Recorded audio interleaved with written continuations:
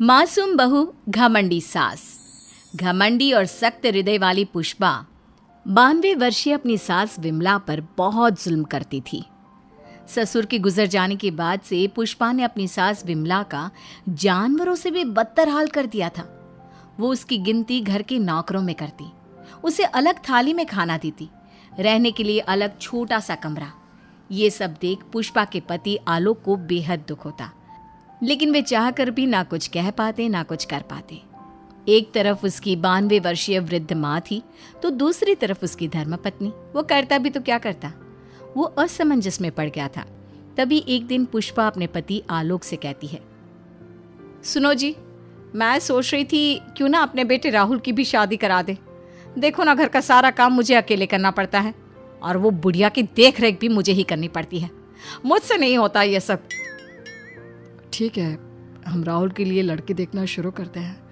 वैसे भी अब उसकी उम्र हो चुकी है। पुष्पा राहुल की शादी के बारे में सोचकर मन ही मन खुश होने लगती है। दरअसल पुष्पा अपने लिए एक ऐसी बहू की तलाश में है जो गाय से भी ज्यादा सीधी और कोयल से भी ज्यादा मीठी हो। बहुत ढूंढने और जांच परखने के बाद देविका के साथ आखिरकार उसकी तलाश पूरी होती है।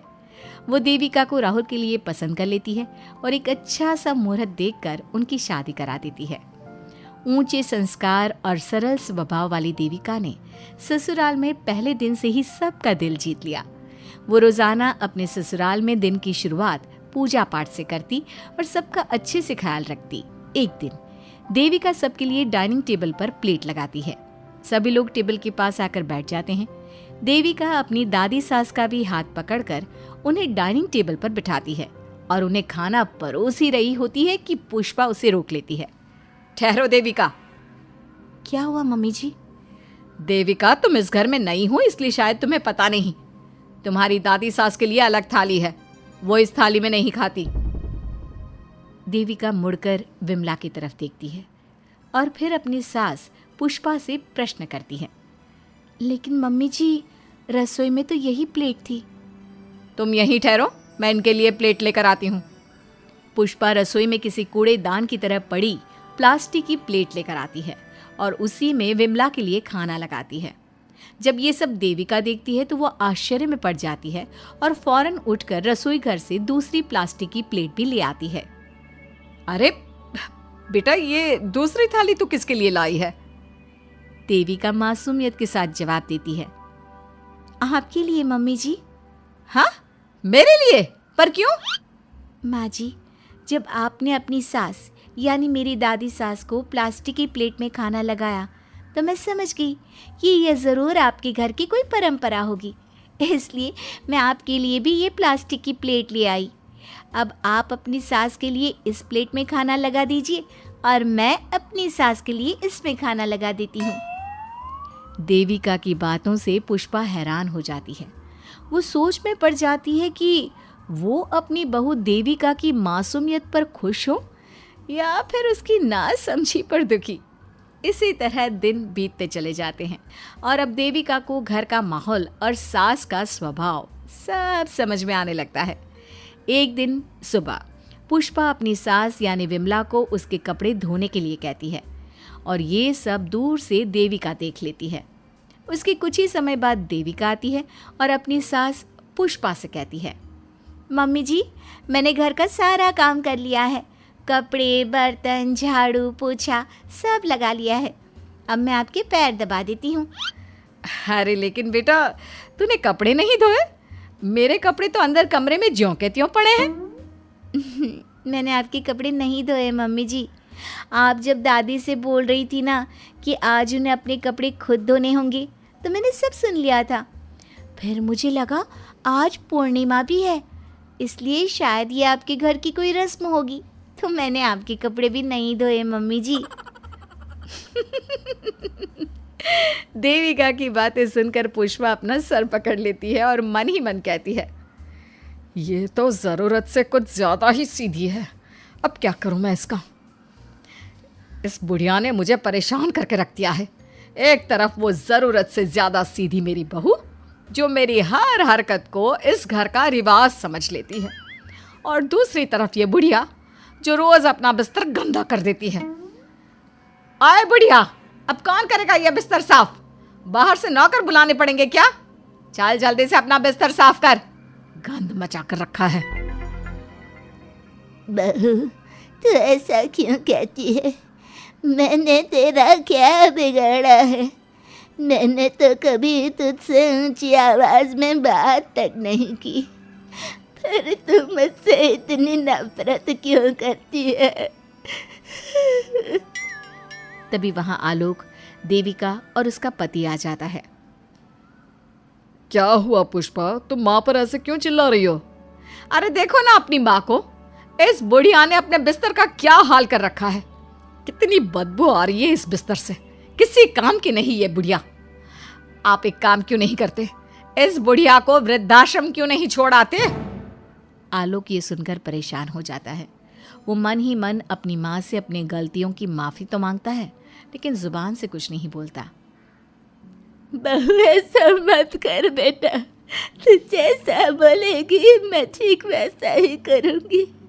मैं अभी इस बिस्तर को साफ कर देती हूँ, पर प्लीज मुझे इस घर से मत निकाल। ये घर मेरे पति की आखिरी निशानी है। मैं अपनी अंतिम सांस तक इसी घर में रहना चाहती हूँ। माँ जी, दादी सास का बिस्तर मैं साफ कर दूंगी और अब से आपको कोई शिकायत का मौका भी नहीं दूंगी। आप प्लीज दादी को वृद्धाश्रम मत भेजिए। हाँ माँ, दादी को रहने दीजिए ना यहीं पर, उनके बिना ये घर बिल्कुल अच्छा नहीं लगेगा।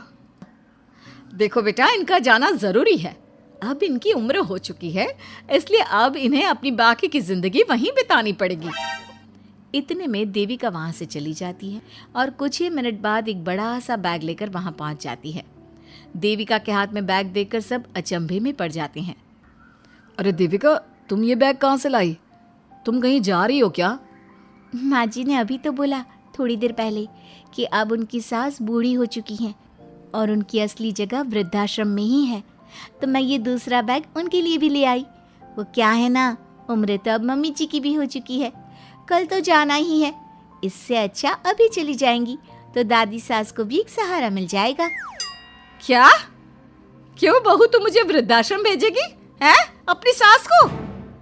मम्मी जी, अगर आप इस परंपरा का पालन करेंगी तो मुझे भी तो इस परंपरा का पालन करना पड़ेगा ना। मैं बिल्कुल आपकी तरह बनना चाहती हूँ। मेरी माँ कहा करती थी, ससुराल में बिल्कुल अपनी सास के नक्शे कदम पर ही चलना। जैसा वो करें और जैसा वो रहे, ठीक वैसा ही रहना। तभी मैं एक अच्छी बहू बनने में कामयाब हो पाऊंगी ना सासू माँ। देविका की ये बातें सुनकर पुष्पा की आंखों में आंसू आ जाते हैं।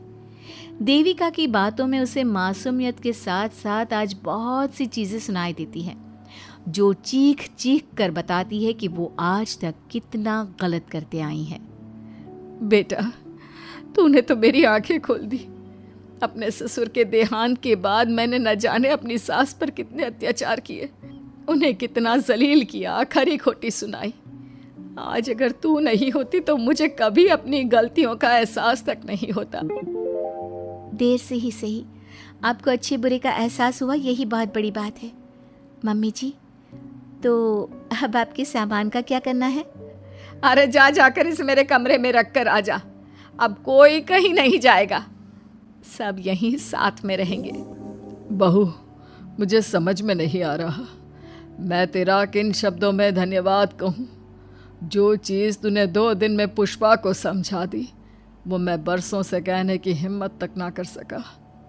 पापा जी, ज़रूरी नहीं कि हर बात कहकर भी बताई जाए।